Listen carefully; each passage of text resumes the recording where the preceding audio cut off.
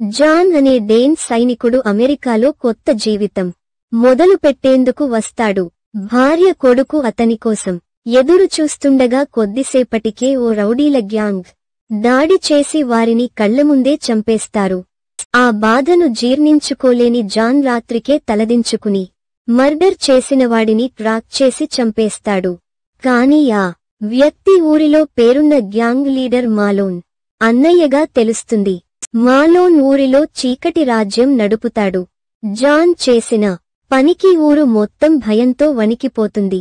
మాలోన్ దానికి ప్రతీకారం తీసుకోవాలని ప్రతిజ్ఞ చేస్తాడు. జాన్ తమ్ముడు కూడా వాళ్ల చేతిలో హత్య చేయబడతాడు. ఇప్పుడు విషయానికి వ్యక్తిగతమే కాదు, ఇది నిజంగా జాన్ కి గ్యాంగ్ కి మధ్య యుద్ధం అవుతుంది. జాన్ ఒక్కరే గేమ్ మార్చేస్తాడు.